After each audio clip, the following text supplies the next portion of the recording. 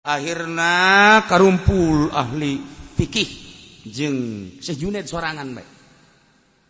Masyarakat kira-kira urang ieu hirup kudu bersyariat apakah berhakikat?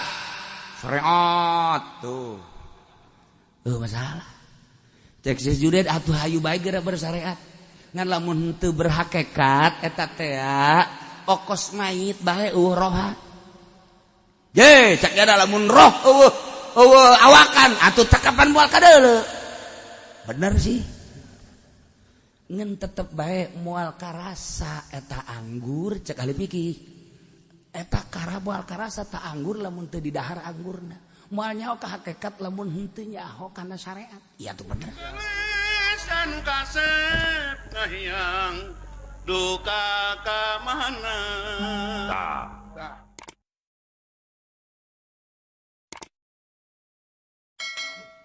يا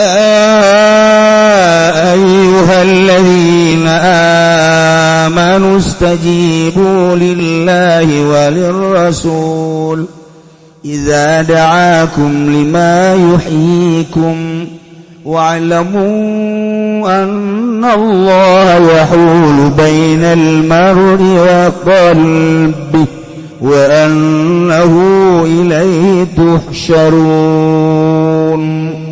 Allah alam bimmaradi wa alamulan pada warus siraka baing satuhun Allah iku ngalingi ya Allah bainal mari wa qalbi dalam antara wang sujilan atine mar'i fala yastati'u maka orangana kawasa ya mar'u ayyumina aw yakfur yentang imankeun ya marulan tawakkufur ya maru illa bi iradati angin kalawan kersaning Allah wa annahu lan satune kalakuan ilaihi iku maring Allah balagatus syarud den kumpulkeun sira kabeh payujazikum bi amalikum maka bakal ngawalas ya Allah kuming sira kabeh kalawan pirang-pirang pagawean sira kabeh. واتقوا فتنة لا تصيبن الذين ظلموا منكم خاصة واعلموا أن الله شديد العقاب.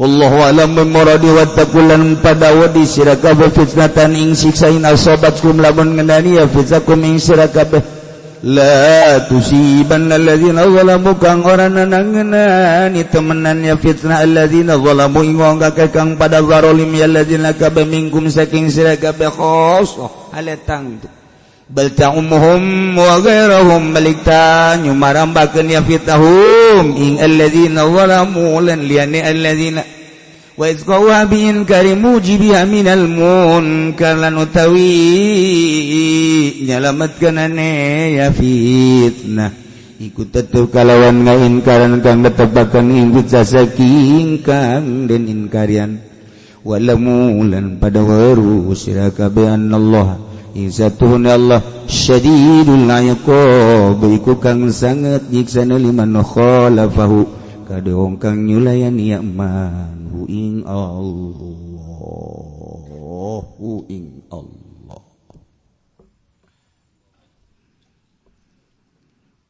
Cekamari wahai para mukminin mukminat seluruh Stajibu lillahi walir rasul sok subadanan ku aranjeun kabeh pangundang Allah jeung pangundang Kangjeng Rasulullah sallallahu alaihi wasallam subadanan idza da'akum lima yuhyikum di mana ngajak ka aranjeun kabeh kana ngalaksanakeun perkara nu bakal ngahirupkeun aranjeun yakni urusan agama. Mana nu kira-kira bakal ngahirupkeun agama patali jeung dirina maupun jeung umum laksana ngadenge undangan Gusti Allah azan segera undangan Allah ketika nisab Allah ngundang zakat laksanakan. Ketika undangan Allah urang geus nisab haji laksanakan. Istajibu lillahi walir. Ketika Allah ngajak perang laksanakan ulah sieun-sieun sebab melalui perang bakal hirup agama teu diperangkeun paeh agama di urang terlena teu daek perang kos kieu kaayaanan perangkeun lamun memang geus waktuna perang kafir harobi nyerang ka urang teu puguh teu karuh Walanda nyerang ka urang ya siap perang apapun yang terjadi. Amerika nyerang ka urang harobi nya merangan urang siap. Inggris siap. PKI ya siap. Perang. Lamun diantep bakalna urang terlena. Agama hancur. Tapi perang teh kapan di akhir zaman mah make taktik saha ieu teh anu boga kekuatan perang. Ternyata di Indonesia mah horenganan tetep dihenteu-henteu ge aya di bawah tangan para penegak agama yakni para kiai-kiai. Lamun diperangkeun kiaina masih kene ararutuh mah atuh pimanaeun bakal menang kafir teh komo di urang mah mayat minoritas. Kajen kuku mahage kapan tetep kekuatan umat Islam teh diperhitungkeun di Indonesia atas di bawah naungan para kiai. Nu mantak atuh nu boga lalakonna heula dipareuman supaya semangat juang perangna teh mulai dibarengkeun jeung liberalisasi. Dibere kedudukan, dibere duit, dibere kemewahan.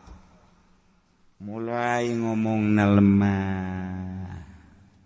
Ngomong lemah kan geus dipersentase. Wah, sekian persen.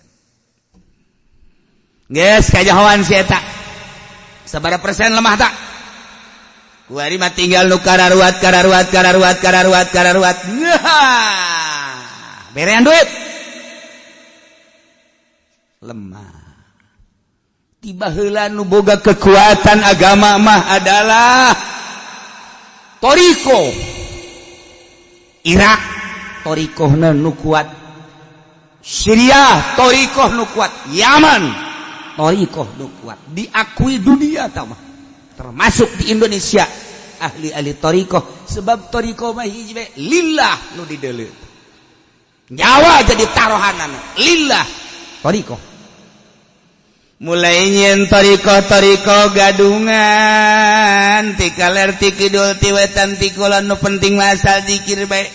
Beuh dikirna ge ngaganggu kanu nyeri huntu. Geus pokon lamanya lazala likir geus boga teu puguh kadenge.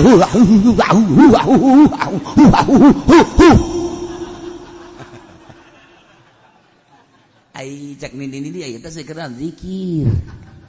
Kan kitu amat zikirna torikoh nih. Jadi ini tiba lagi nyaho ka torikoh jangan teu hahu-hahu kos kitu.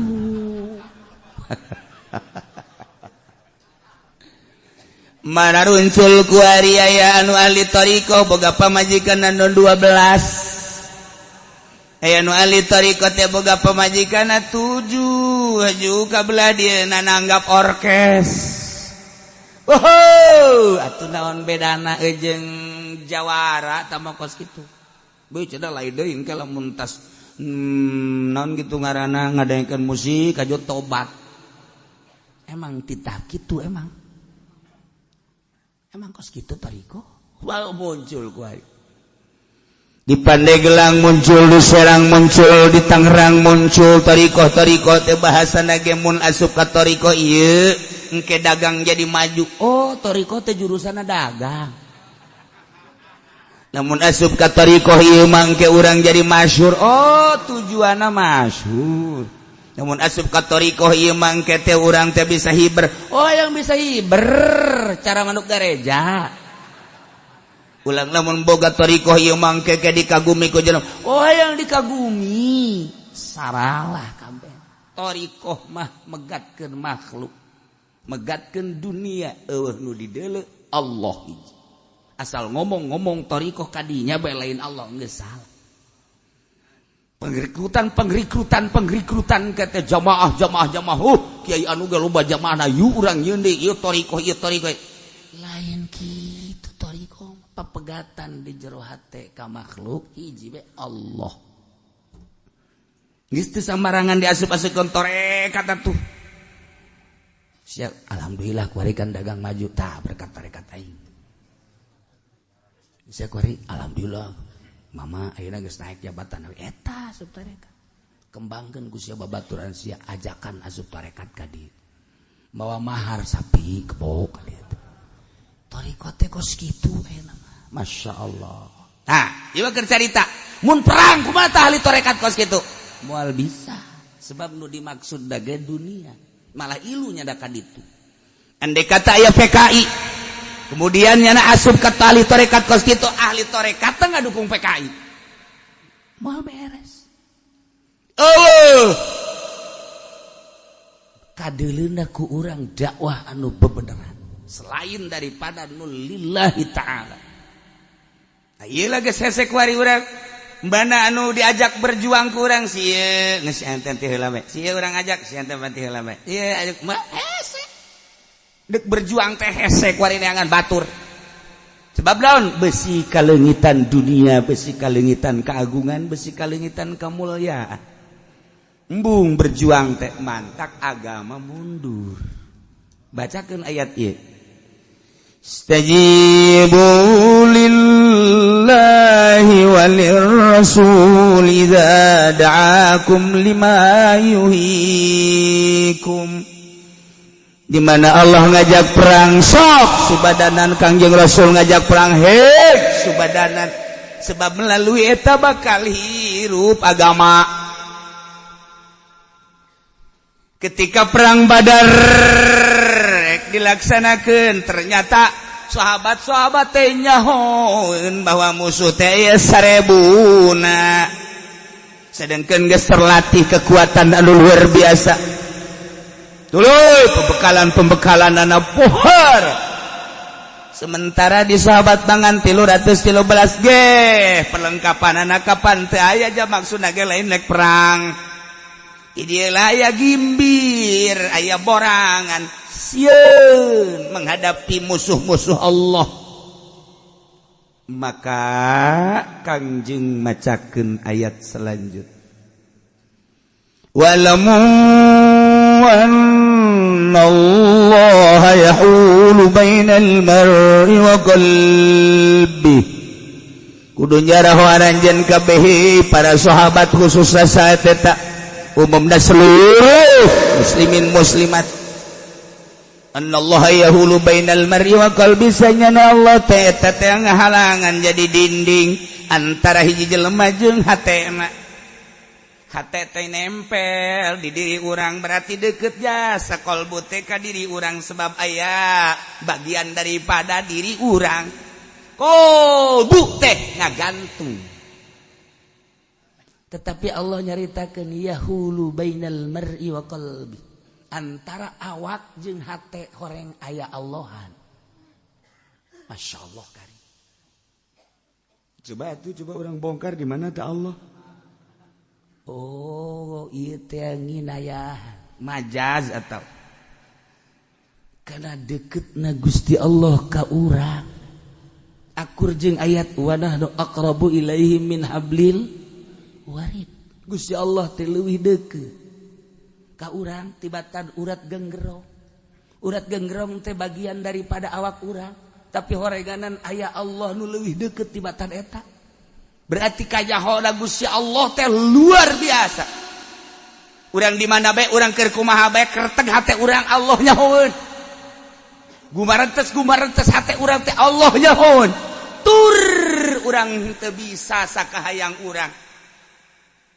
sebab urang teh aya dina iradah Gusti Allah urang teh aya di qadar Allah urang teh aya di iradat Allah sadajan kukumaha ge urang mah teu daya teu upaya mantak urang dibere la haula wala quwata illa billahil aliyyil teu boga daya teu boga kekuatan kecuali Allah geus teu meunang di aku atuh kekuatan urang teh janu Allah la quwata daya-daya urang ulah di aku sebab la haula nu Allah lamun ku urang dipiceunan kekuatan urang nu aya di urang teh horenganan nu Allah daya urang nu aya di urang teh horenganan nu Allah ketika ku Allah dipiceun matawa ditarik deui urang mah teu daya teu upaya jadi urang mah sabenerna mah pae nu hirupna mah ieu adalah roh ketika roh dicabut mah kapan urang moal bisa kiceup moal bisa ngadenge aya rohan sedangkan roh adalah temenang ditanyakan yas'alunaka anir ruh kulir ruh bin amir rabbi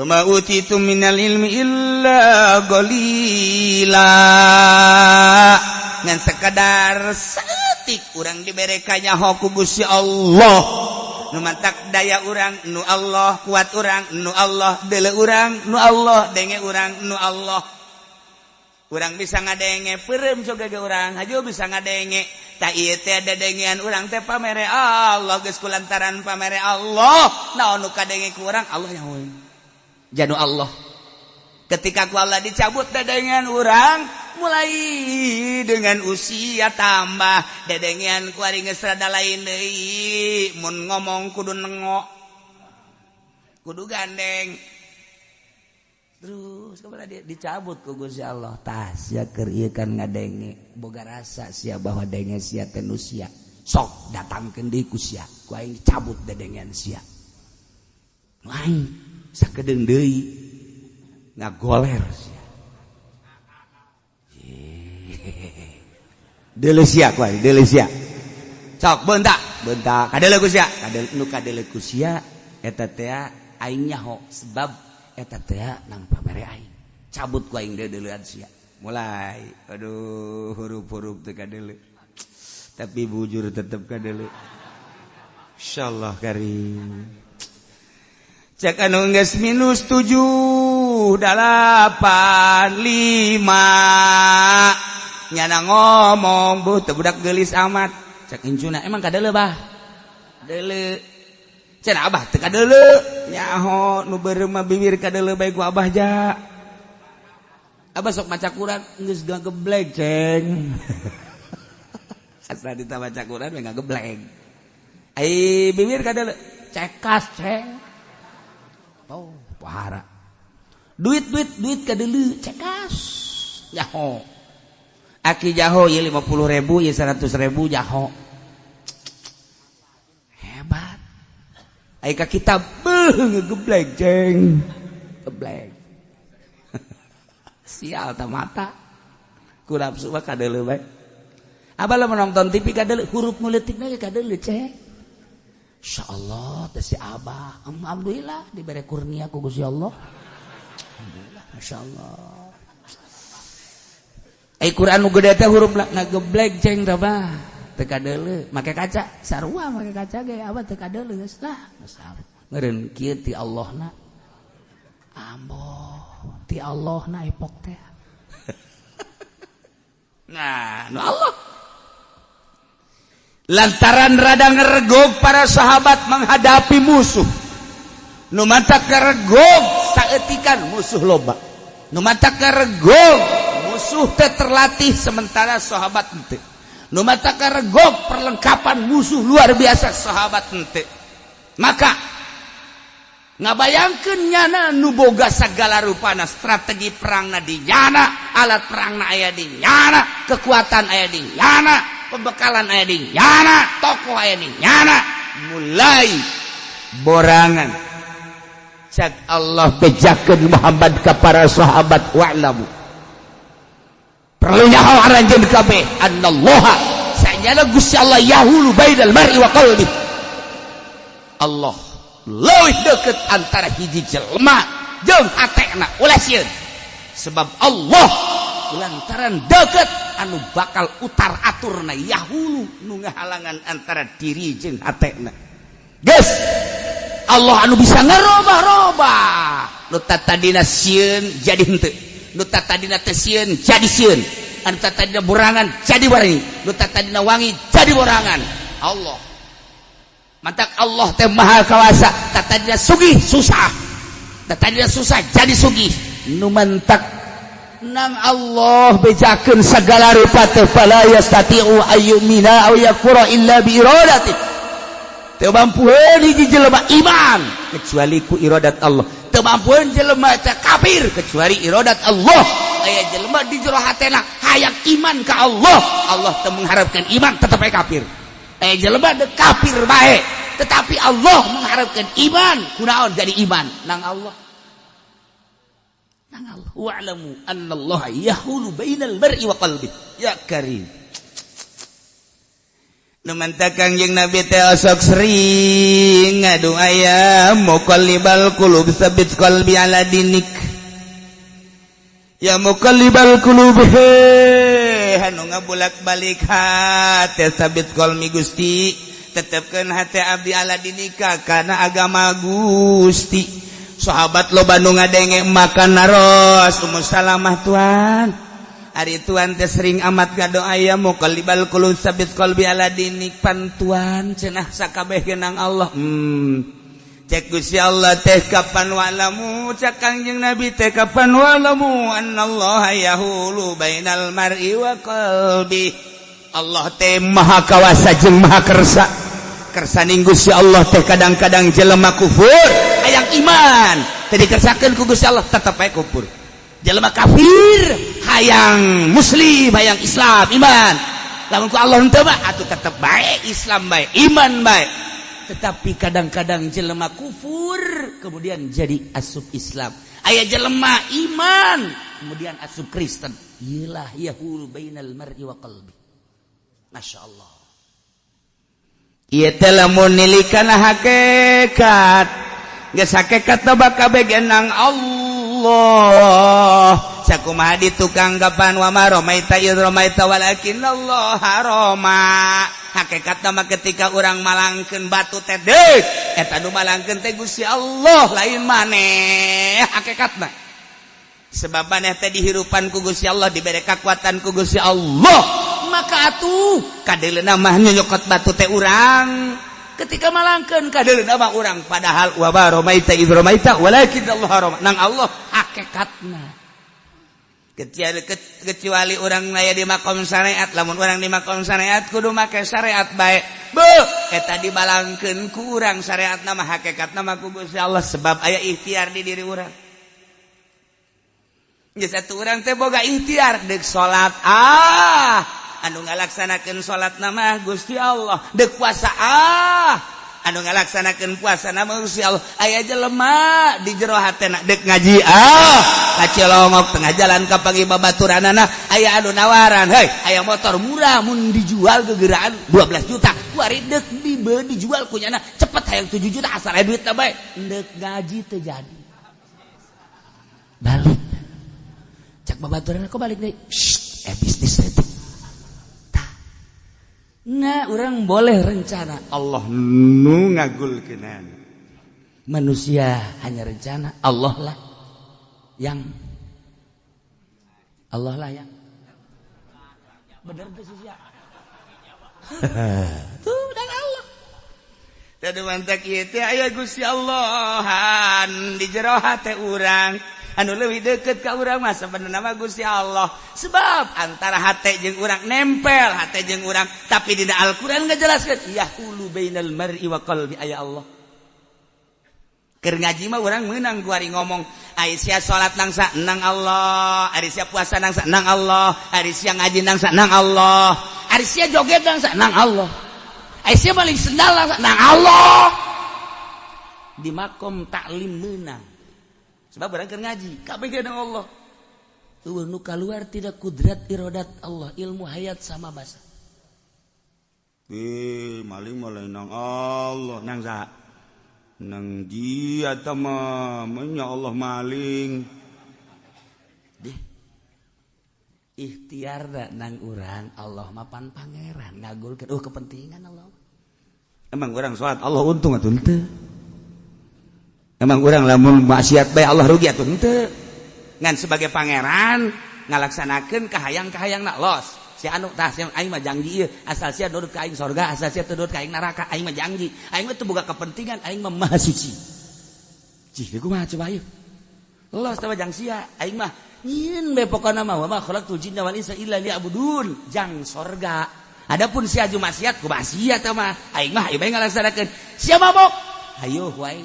Teu boga duit teh, bere wae. Eueuh nu ngajualna, polisi ge ngajualan obat mabok. Ayo sia, ulah hese-hese. Ayo, diayukeun ku aing. Diayukeun ku aing. Sia salat, ayo ku aing. Sia puasa, sia ngaji, ayo. Kabeh ge eueuh di luar nang Allah. Sebab wa'lamu annallaha yahulu bainal mar'i wa qalbi. Ialah Jabariyah, Mu'tazilah, urang mah ahli sunnah wal jamaah make ikhtiar nama syariat nangaranan nang urang. Hakikat nama nang Allah.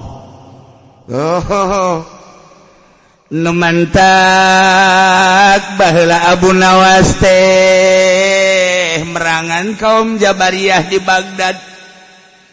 Kiai-kiai teges asup kana Jabariyah kumaha Allah bae sagala ge. Sebab Al-Qur'an ngajelaskeun wa ma ramaita idh ramaita walakinnallaha rama. Ditambah ku ayat ieu annallaha yahulu bainal mar'i wa qalbi. Tuduh-tuduhkeun ku ulama teh kabeh na Allah. Urang nyebut teh sia keur ka dia keur naon? Sia aing keur diuk nang Allah. Sia lempang nang Allah lain aing. Sia keur ngampak naon? Allah. Nu aya di kantong sia Allah. Kabeh nang Allah. Di perangan ku Abu Nawas tah. Cek Abu Nawas dulur sing ada tetep urang masyarakat geus make ikhtiar aya wow dilawan ku kabehan Abu Nawas madak Abu Nawas aju eedanan ge di samping nagara acak-acakan oge ieu kiai-kiai asup kaum Jabariyah kabeh kaum Qadariyah insyaallah Abu Nawas dakwah terus bae barang balik jam 12 peting ka imah ditimpahan imah ku kaum Jabariyah kaca-kaca segala naon parareupeus lah cek Abu Nawas tuh masalah ya Abu Nawas gak atuh wali ieu imah nu Allah ditimpahan ku Allah ja aing ge nu Allah geus kumaha Allah bae kadengin da ku kaum Jabariyah ditukar akur jeung urang. Abu Nawas geus mantap geus, segala akur jeung urang. Lah geus teh kudu dilawan cek Abu Nawas. Kumaha Allah bae. Nah eta maksudna mantak ditimpahan ge eta maksudna cek kana teh. Geus, kuari mah geus aya akur jeung urang. Isukna dara datang sasalaman ka Abu. Alhamdulillah Abu Nawas, duh kuari geus akur jeung urang. Emang kunaon? Atuh keur penting pan eta ditimpahan imah. Ku saeta nu ditimpahan? Ku Allah. Mun Allah nu nimpah mah aing kena cenah. Tah mah sia kan nu nimpahnya. Laporkeun bae ka raja. Bisana Abu Nawas. Pacar nang Allah. Atuh mun nang Allah mah aing kena. Tapi aing di jero imah kan teu kena. Atuh Allah mah lamun nimpah aing moal kudu aya gabletrek. Tah makan kadang bertrek. Berarti sia kan nimpah. Sabar urang, aya meureun 20-an. Panggil ka dia kabeh. Pan sia ngomong keur penting cenah nang Allah aing mancing sia. Beunang gua bawa ka raja tah ieu. Kumaha kunaon? Nimpahan imah pula. Ih, cek nya nimpahan Allah. Tuh, geus salah deui bae. Tadi mah sia nimpahan aing, Allah nimpahan aing. Kuari mah sia nimpahan Allah. Goblok ieu budak. Iyalah kaum Jabariyah nu mantak sing hade kuari bertumbuh kembali di Indonesia kaum Jabariyah. Kaum Qadariyah nu kumaha Allah bae kuari tumbuh kembali. Torekat mararikung tumbuh kembali. Kaum-kaum Qadariyah nu segala rupa kumaha Allah bae kapanggih kuari ambalaya di Indonesia. Mantak sing hade Mundet ngaji di lembur sing hade deuleu ieu Syekh guruna kaluaran mana jeung ahli sunnah wal jamaah apa lain. Sebab naon? Ieu kuari ambalayah kaum qadariyah kanu kumaha acak Allah bae. Ji atuh kumaha acak Allah ge ai lehon nongtot batu susut. Asin sia kajian kumaha. Kiai eta lehon nongtot kumaha Allah bae. Siapa kumaha Allah bae. Engke datang ka dieu kumaha Allah bae. Teu beres sama kos gitu. Ya Allah, ya Rabbi. Di zaman Junaidil Baghdadi, Syekh Junaidil Baghdadi teh ahli thariqah Kutubul Auliya. Anu murid-muridna teh datang ka ayeuna terus ngaramat tetep bae thariqah teh di atas syariat. Secara zahir ngalaksanakeun syariat, kemudian di jerona make hakikat. Samemeh datang ke hakikat, suluk thariqah ngaranna. Cara-carana terserah guru. Anu mere ka murid. Atuh wabeh jelema ari lu ka Syekh Junaidil Baghdadi ngaji na ge di manehna. Tidinya ulama-ulama fikih teh kapan arele kunyana anu biasana ngajina ratusan kuari kasedot kabeh ka Imam Junaidil Baghdadi. Sababaraha kiai bahkan nu kandas nu ngaji sama sekali. Nyieun lah nyana perkumpulan ahli fikih fuqaha ngaran. Dek ngadebat Syekh Junaidil Baghdadi. Datang kabeh. Mama Junaid ulah sok ngembangkeun ilmu hakikat atawa thariqah lantaran jelema teh kudu bersyariat. Cik Imam Junaid jakulaga nu dikembangkeun mah syariat. Tetapi kapan ieu kabeh jelema hayang ngarajina teh muru thariqah jeung hakikat, eta mah kan urusan batin. Tapi tetep bae kudu bersyariat. Kula ge kapan nu dikembangkeun mah syariat. Tapi anu timbul di masyarakat hakikatna ieu teh mama eta mah kan rahasia Allah. Di teu bisa tetep mama ieu tetap kudu ulah ngayakeun pengajian. Iya tuh kula balamun nu ngaji ge masalah asal ulah daratang. Tetungtung daratang atuh kula mamagahan. Eleh kabeh fuqaha. Teu bisa. Pokona kieu bae, lamun endeup, geus ulah ngomong tarekat, ulah ngomong hakikat, urang syariat bae kajian hukum ge. Jak kula ge tilok ngomong-ngomong eta mah nyaritakeun teh ahli-ahli hakikat, ahli Allah. Eleh deui. Tetap kajian hukum ge ulah sok mamawa tarekat jeung hakikat, kudu pa syariat bae. Ieu bahaya ieu kabeh. Ieu garajina teh ka mama, kami ieu teu boga murid. Ieu pantah mah gerak Allah. Capek aing ngomong sia. Geus kuari mah kieu bae. Urang ayeuna mah ngayakeun musabaqah. Ngayakeun musabaqah. Festival. Coba ini hebatan ahli thariqah apa hebatan ahli syariat. Dik naon atuh cek nyana di musabaqah. Henteu abeh jelas bahwa ieu mah kami bahsul masail ahli syariat. Geus masyarakat kudu nuturkeun ahli syariat, teu beunang nuturkeun ahli thariqah. Masalah hayu atuh cek nyana teh. Tenang bae Syekh Junaid. Hayu kula mah keur carita eleh masalah. Cenah atuh ayeuna mah ulah ngararaji ka kula tinggal di tarahan bae, ulah kudu ngaji. Unggal pengkolan tahan ulah ngaji kadinya. Masalah kula mah ieu mah ibadah ka Allah. Keur aya jelema atuh kula mah ngaji, keur aya jelema maca Quran, kula mah maca shalawat. Geus hese-hese teh kula mah di kamar bae jeung pamajikan kula ke anakan-anakan. Sia ngomong padu bae. Ali hakikat bagus itu. Gawe nya mah. Sebab nya mah geus pepegat sabon. Gas. Akhirna karumpul ahli fikih jeung Syekh Junaid sorangan bae. Masyarakat kira-kira urang ieu hirup kudu bersyariat apakah berhakikat? Syariat tuh. Masalah. Cek Syekh Junaid atuh hayu bae geura bersyariat. Ngan lamun teu berhakikat eta teh okos mayit bae roha. Ye, cek ada lamun roh awakan atuh takapan moal kadeuleu. Bener sih. Ngan tetep bae moal karasa eta anggur cek ahli fikih. Eta kara moal karasa ta anggur lamun teu didahar anggurna. Moal nyaho ka hakikat lamun henteu nyaho kana syariat. Iya tuh bener. Saha deui atuh neuk karasakeun ta anggur amis haseum aya teu didahar mah kumaha. Bener cek Junaid. Nah, kuari coba kaunggulan ahli hakikat naon? Jitu keunggulan ahli hakikat mah biasa bae. Lamun keunggulan berarti stop ulah ngaji. Masalah. Henteu. Kami hayangnya keunggulan ahli hakikat naon? Keunggulan ahli hakikat mah eueuna naon ngan ka Allah doang maksudna. Kitu ge di atas syariat. Coba buktikan. Dibuktikan. Wariku Imam Junaidil Baghdadi cokot ka dieu teh batu tilu. Cokot batu tilu. Balangkeun tuh murid-murid kula nu ahli thariqah tuh nu geus datang ka hakikat. Balangkeun. Tilu balangkeun. Hiji-hiji. Balangkeun. Blok. Allah.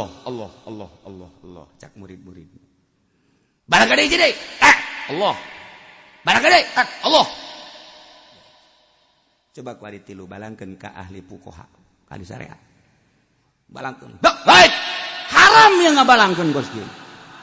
Ieu haram ya, goblok ya, tolol ya. Balangkeun deui. Ieu hukumna biadab nu kos kieu. Wali haram. Balangkeun deui. Balangkeun deui sarua bae. Bedana sakitu. Lamun ahli syariat mah dibalangkeun batu ngocoprak. Mun ahli thariqah mah mun dibalangkeun batu. Allah. Tah, dibertanya ke masyarakat mending mana? Ya tuh mending Allah. Tah terserah. Kula mah balik bae ka dieu. Beda rasa kitu. Tinggal ahli syariat we nya najaheuh nya sakjana teh. Lah urang ke guguru bae tuh ka dieu sakjana teh. Eleh ahli ahli fuqaha. Ahli syariat ngaguru ka Imam Junaidil Baghdadi henteu kudu make karomah teu kudu kakarake make akal doang. Encan ditembongkeun karomah Syekh Junaidil Baghdadi encan. Ngagerokeun manuk, nyana hiber di awang-awang, nyana bisa napak sancang, encan ditembongkeun karomah-karoman, kakarak make akal doang. Nah, lamun ahli thariqah mah di balangan batu teh eta teh sebagai gambaran simbolis doang, langsung mereka Allah. Oke, coba ge, lamun ahli thariqah mah asalna naon ditajung Allah heula teh heula. Tapi lamun ahli syariat goblok teh batu teh meuleuh goblok sia kae. Cak batu emang aing iraha neuleuna. Tuh kan. Beda sih. Masya Allah. Nanya awewe ge ya ahli thariqah mah lamun nanya awewe. Neng di mana neng? Di Allah Karim. Yes. Beres geus sakitu dah. Maha kawasa Allah nyieun hamba tersebut ka kula beres. Coba ahli syariat, neng ke mana neng? Di. Awas ya kuai. Awas ulah sambat ka aya sia lamun encan mamawa sepak ka imah aing. Parang sana aing teh nyaho ka Cisok kameureunanan. Syariat. Beda setik tah. Etalah ahli Allah jeung ahli syariat tinggalin ahli syariat. Dagang. Rugi dagang. Rugi. Masya Allah Karim. Allah saat ieu mere gerak dagang rugi selesai kan. Coba ahli fikih. Kunaon mah ngaji dagang rugi. Ajo kudu kumaha teluh kabeh. Beres kabeh ge. Ajo kumaha tuh? Mun beres, anak incu nu beres kabeh ge. Dasarna nu ngatukung kabeh ge. Dahar-dahar ti aing, minum-minum ti aing. Giliran aing rugi aing disengsarikeun. Bada roblok kabeh ge. Dibelem ka ieu imah tolol teh coba. Ahli syariat kos kitu. Ye, atuh teu kadenge bae ku anak incu nambah. Atuh rugi sih kok berubah yang dibakar. Gua aja. Jangan ikut campur lo. Gua lagi pusing, ikut campur aja. Ahli syariat begitu. Tapi lamun ahli thariqah lain. Maji dagang Bang. Iya, teu kabeh gerak Allah ieu. Urang sakadar ngalaksanakeun. Sabaraha taun untung mah kakarek dibere rugi sakali malah mah kula minta deui ka Allah rugikeun deui Gusti. Pan kita amat tiis sapira dunia atulah dunia mah tuh keur ayana nya sakadar gogodan doang ya. masalah tararis tenang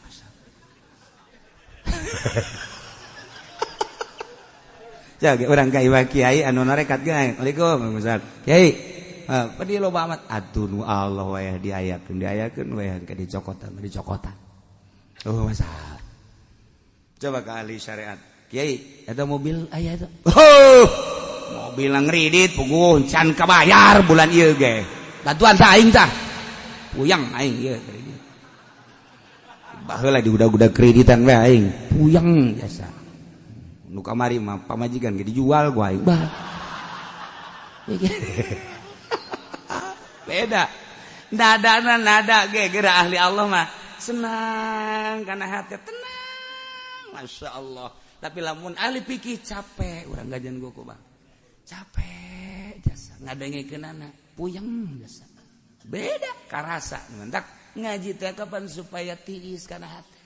Boro-boro anu ibadah nu teu ibadah ge perasaan di ka sorga bae. Aduh, geus jarang ngaji di dieu kurang eta. Urang salah ge hampir ka sorga hampir. Tiis perasaan. La iyalah wa'lamu annallaha yahulu bainal mar'i wa qalbihi. Moal mampuhan jelema iman lamun henteu ku iradat Gusti sanajan dek iman tapi lamun ku Allah henteu dikersakeun mah atuh tetep bae dicingan dina kafir.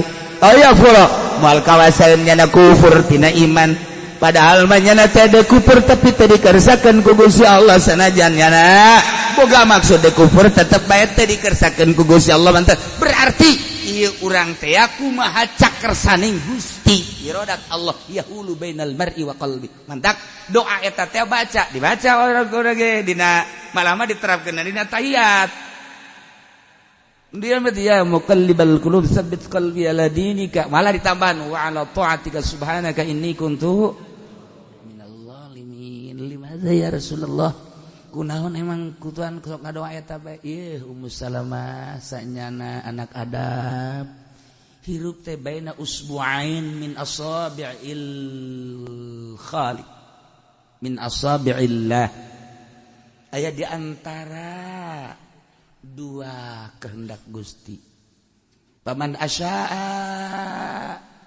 lamun dikersakeun ku Gusti Allah naja salamet paman asya'a dhalla wa zago lamun dikersakeun ku Gusti Allah sasar cilaka.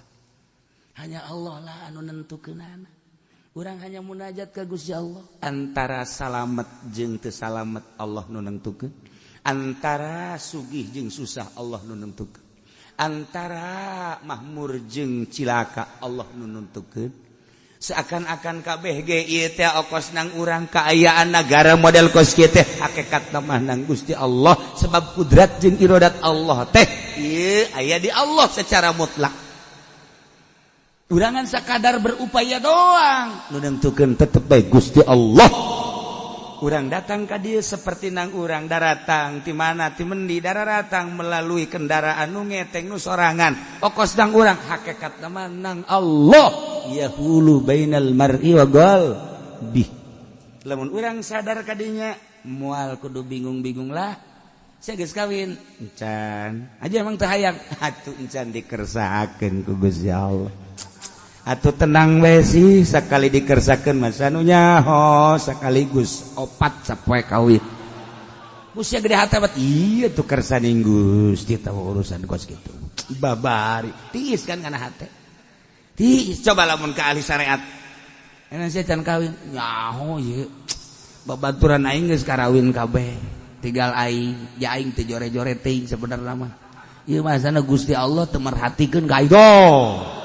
Mulai ngepek ka Gusti Allah segala kurang perhatian lah naon lah syariat begitu baik tapi lamun ka Allah ngeunah siapa yang can hayang kawin sanu teh hayang atuh kawin pan atuh encan atuh encan dikersaakeun ku Gusti sugan atuh sian gegeran-gegeran sejuta kali hayang-hayangan aya Allah encan mah tuh jamoal atuh geus jadi siapkeun ti kuari ji atuh ti keur ieu ge aing geus siap bae Nggak atuh aing can dikersakeun atuh kumaha sia lamun dibawakeun ku ari ku aing dek dibawakeun dek dibawakeun awewe lamun dibawakeun awewe andai kata nu geulis Allah teu ngekersakeun mah henteu andai kata aya nini tapi tulisanana aing kudu kawin ka nini masalah sia kok bisa jadi kieu aing jadi wali ku ari tenang aing hirup ku ari iya tuh kumaha Allah bae eleho nongtot kumaha Allah bae sih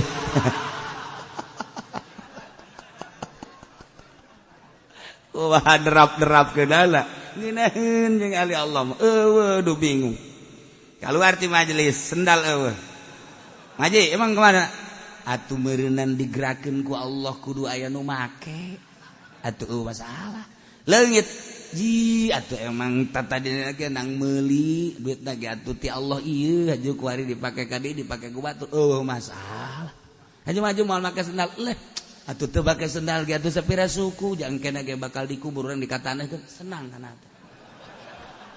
teh Masya Allah maji boga ilmu Tuhan atuh geus kitu bae gerak Allah memang moal diteangan ge atuh lamun lain milik ulang mah moal geus teu diteangan ge aya malik milik urang mah atuh ge aya deui geus kumaha Allah bae lah sapira suku dimanja-manja teuing masyaallah kungeunaheun perasaan nikmat kana hate teh coba lamun ngaji bae emang leuseunat goblok ge jelema ongko ngararaji gua barali sendal tolol jasa emang meureun mah ngaji osok maling atuh sanajan osok ke pan aing mah maling ge sendal jepit doang ieu bahkan sendal kulit bara roblog kabeh ge geus sabaraha kali maling atuh aya 5 mah atuh 5 ge ieu sendal kulit hiji atuh geus babad goblok kabeh ge siana ge termasuk gara roblog tolol kaluh ku aing jeung kiai-kiaina deh heuh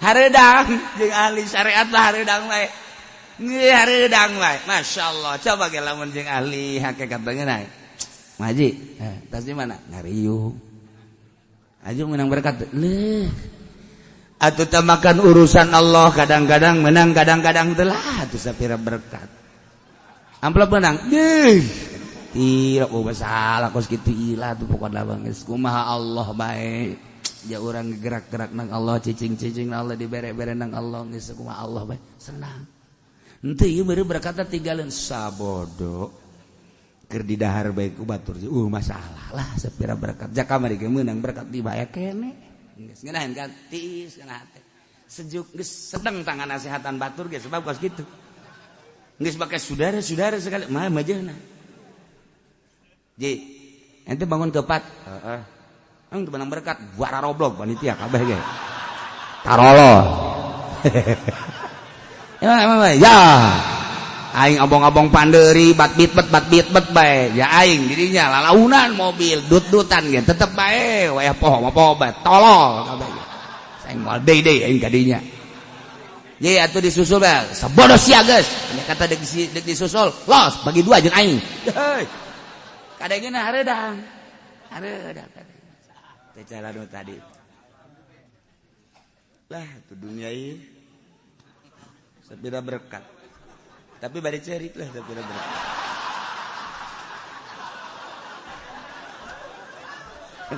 dunia ini kiai kunan geraya gerun ulah sok dipikiran eta ngaranna ngomong torekat tapi bersyariat sebenarnya mah. Atuh kajahoan ku urang. Nu asli torekat jeung anu lalagaan. Atuh lu asli torekat bagan tadi. Lah segera dunia geus aya ge itu can kadahar. Kamari urut berkat aya kene malah mun aya kurek dibikeun geus tenang we yang penting mah urang mah gaji we. Senang kana. Tapi lamun di makom syariat atau torekatan. Jeung udah deh emang kemana berkat? Dah. Atuh berkat ieu gimana? Tema tu karaya sampai dunia tu pan itu baru beri ya tu masuk di pikiran dunia iya eta torekatan karena teteger tahu kos gitu bah ya anallaha yahulu bainal mar'i wa qalbi wa annahu ilaihi tuhsyarun sanyana kalakuan naon ka Allah hungkul tuhsyaruna anjeun bakal digiring fa yajazikum bi'amalikum maka Allah bakal ngabalas ka anjeun kabeh kalawan amal-amal anjeun kabeh geus kasimpulanana ajakan-ajakan Gusti Allah teh segerakeun ku urang ketika Allah ngajak ketika Kangjeng Rasul ngajak selalu segerakeun ku urang ajakan-ajakan Allah teh sebab eta nu bakal ngahirupkeun kana agama tetapi ingat awas mun tayangna ka Gusti Allah ulah borangan sebab Allah nu bakal ngarobahkeun ti borangan kana berani ti berani kana borangan buktina itu kaum kafir nu 1000 ternyata nu tatadina berani dirobah ku Gusti Allah jadi borangan mukminin nu tatadina borangan dirobah ku Gusti Allah jadi beranian nu mantak awas ka Gusti Allah yahulu bainal mar'i wa qalbi urang ge lamun deuk dah udang ti penting mandi borangan mulai borangan Gusti Allah Gusti anu mere kuat ka abdi Gusti anu sagala rupana ka abdi bere abdi kakuatan Gusti sapira liwa sapira momonon jadi baheula ge teh mangan omongan doang can orang bukti cak setan aing deuk ngabuktikeun diri aing di hareupeun sia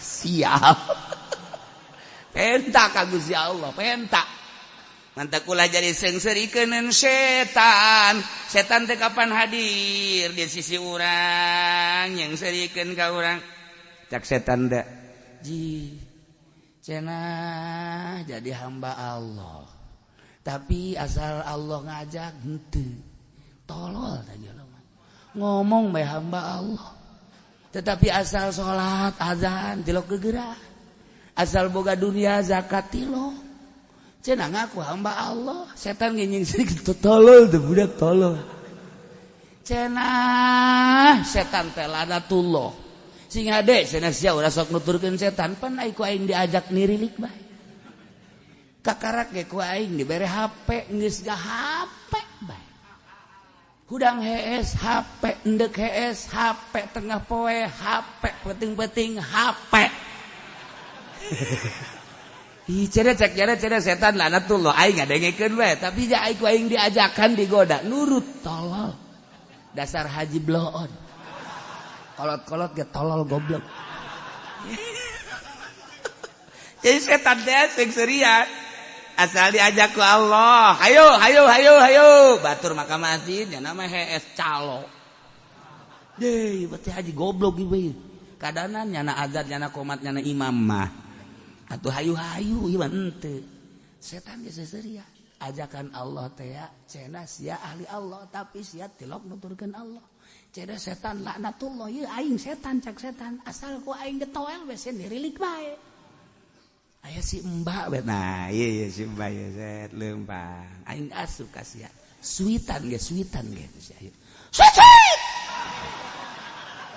cak setan ge tolol goblok cenah si ahli Allah pan kanu haram ge terus bae nah geus teu kudu ku aing cak setan cuk ka dieu ka incuna adik aya naon bapak kolot teu kudu ku abah kolot ieu ku siapa heula tah goda tah ki haji kos kieu haji tolol geus siapa ke lamun incu geus teu teurak bebeja deui ka abah kolot nya oh abah kolot enteng geus ku HP bae ge beak ge heuh nuhun atuh dibere pagawean heuh hayu geus ke ku abah dibere piala acengnya tah kos gitulah urang lamun nyaritakeun tentang kahirupan rok gerak randapan Masya Allah aya di mana posisi urang aya di mana tentang urang ngalaksanakeun ajakan-ajakan Allah jeung ajakan-ajakan Rasulullah jeung datang ka mana ngaantisipasi tentang ajakan setan sebab sing hade ieu wa annahu ilaihi tuhsyarun kade urang bakal digiringkeun dihijikeun ti Allah bakal balik ka Allah wattaqu fitnatan wallahu a'lam san kasep ngahiang duka ka mana